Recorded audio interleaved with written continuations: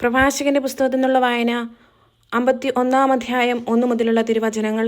കൃതജ്ഞതാഗീതം. കർത്താവും രാജാവുമായവനെ, അങ്ങേക്ക് ഞാൻ നന്ദി പറയുന്നു. എൻ്റെ രക്ഷകനും ദൈവവുമായി അങ്ങയെ ഞാൻ സ്തുതിക്കുന്നു.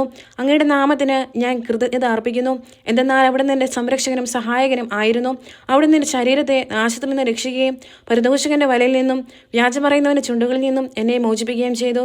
എന്നെ വലയം ചെയ്തവർക്കെതിരെ അവിടുന്ന് എന്നെ സഹായിച്ചു. എന്നെ വിഴുങ്ങാൻ പകയോടെ കാത്തിരുന്നവരിൽ നിന്ന്, എൻ്റെ ജീവനെ വേട്ടയാടുന്നവരുടെ കരങ്ങളിൽ നിന്ന്, ഞാൻ സഹിച്ച നിരവധി പീഡനങ്ങളിൽ നിന്ന് അങ്ങയുടെ കാരുണ്യാദ്രകവും നാമത്തിൻ്റെ മഹത്വം എന്നെ മോചിപ്പിച്ചു. ഞാൻ കൊളുത്താതെ എനിക്ക് ചുറ്റും എരിഞ്ഞ അഗ്നിയിൽ നിന്ന് അവിടുന്ന് എന്നെ രക്ഷിച്ചു. പാതാളത്തിൻ്റെ അടിത്തട്ടിൽ നിന്ന്, അശുദ്ധിയും വഞ്ചന നിറഞ്ഞ നാവിൽ നിന്ന്, രാജാവിനോട് ദൂഷണം പറയുന്ന അനീതി നിറഞ്ഞ നാവിൽ നിന്ന് അവിടുന്ന് എന്നെ മോചിപ്പിച്ചു. ഞാൻ മരണത്തോട് അടുത്തു. എൻ്റെ ജീവൻ പാതാളത്തിൻ്റെ അഗാധത്തെ സമീപിച്ചു. എല്ലാ വശത്തു നിന്ന് അവർ എന്നെ വലയം ചെയ്തു. എന്നെ സഹായിക്കാൻ ആരുമുണ്ടായില്ല. മനുഷ്യരുടെ സഹായത്തിനു വേണ്ടി ഞാൻ ചുറ്റും നോക്കി, ആരെയും കണ്ടില്ല. കർത്താവേ, അപ്പോൾ ഞാൻ അങ്ങയുടെ കാരുണ്യം അനുസ്മരിച്ചു. പണ്ട് മുതലുള്ള അങ്ങയുടെ പ്രവൃത്തികളും. അങ്ങയിൽ പ്രത്യാശ അർപ്പിക്കുന്നവരെ അവിടുന്ന് രക്ഷിക്കുന്നു. ശത്രുകരങ്ങളിൽ നിന്ന് അവരെ മോചിപ്പിക്കുന്നു. ഭൂമിയിൽ നിന്ന് എൻ്റെ പ്രാർത്ഥനകൾ ഉയർന്നു. മരണത്തിൽ നിന്ന് മോചനത്തിനായി ഞാൻ പ്രാർത്ഥിച്ചു. ക്ലേശകാലങ്ങളിൽ അഹങ്കാരിയുടെ മധ്യേ ഞാൻ നിരാശ്രയനായി നിന്നപ്പോൾ എന്നെ ഉപേക്ഷിക്കരുതേ എന്ന് എൻ്റെ നാഥനും പിതാവുമായ കർത്താവിനോട് കേണപേക്ഷിച്ചു. അങ്ങയുടെ നാമം ഞാൻ നിരന്തരം പ്രകീർത്തിക്കും. അങ്ങേക്ക് ഞാൻ കൃതജ്ഞതാ സ്തോത്രങ്ങൾ ആലപിക്കും. എൻ്റെ പ്രാർത്ഥന അവിടുന്ന് ശ്രവിച്ചു.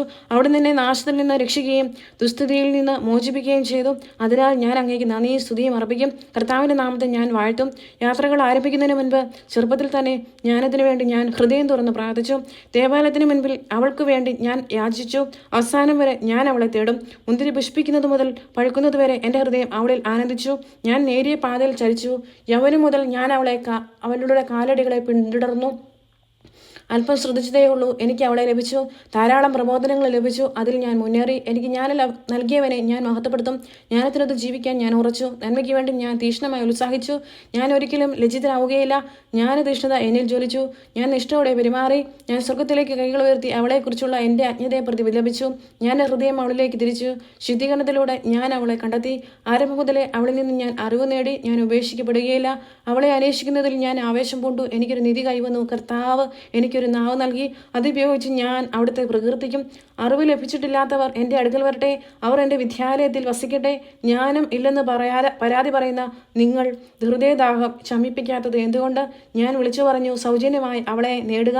അവളുടെ മുഖത്തിന് കഴുത്ത് ചായച്ചു കൊടുക്കുക. പ്രബോധനം സ്വീകരിക്കുക. അത് സമീപത്ത് തന്നെയുണ്ട്. ഞാൻ കുറച്ച് അധ്വാനിച്ചുള്ളൂ, എനിക്ക് ഏറെ വിശ്രമം കിട്ടി എന്ന് കാണുവിൻ.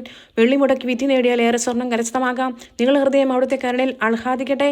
അവിടുത്തെ പ്രകീർത്തിക്കുമ്പോൾ നിങ്ങൾ ലജ്ജിതരാകാതിരിക്കട്ടെ. നിശ്ചിത സമയത്തിന് മുൻപ് ജോലി പൂർത്തിയാക്കുവിൻ. യഥാകാലം ദൈവം നിങ്ങൾക്ക് പ്രതിഫലം നൽകും.